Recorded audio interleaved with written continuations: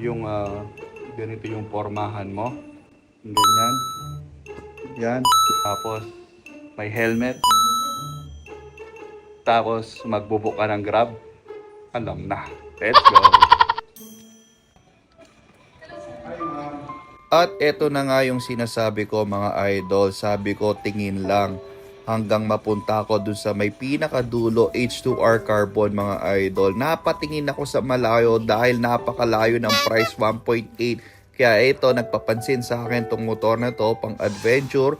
Sabi ko parang bagay yata sa akin to. At hindi na nga tayo nagpatumpik-tumpik pa at uutang na nga tayo mga idol. Ang kagandahan pala dito mga idol, pag hindi ako nakapagbayad, si Commander pala yung makukulong. Dahil sa sobrang miss ko na si Yume, yung kuya ni Yume, yung binili natin mga idol. So dinemo na pala sa akin to mga idol. Sabi niya sa akin, paikutan ko kapag may nakita akong issue, ibabawas na daw sa SRP. So, inumpisahan natin mag-imbestiga dito mga idol. Pinaikutan ko na nga to, tiningnan ko sa taas, sa ilalim. Sabi ko kay idol, may nakita akong issue kaya napadapa natin si idol. Hindi namin alam kung paano namin ipitin yung aming tiyan. At all goods, pati electrical na demo naman na maayos mga idol. So, eto nga pala yung sabi niya, wag daw muna ako manggas dahil mahal yung gas. At naka-zoom tuloy si Mrs. dahil sa naging reaction ko mga idol.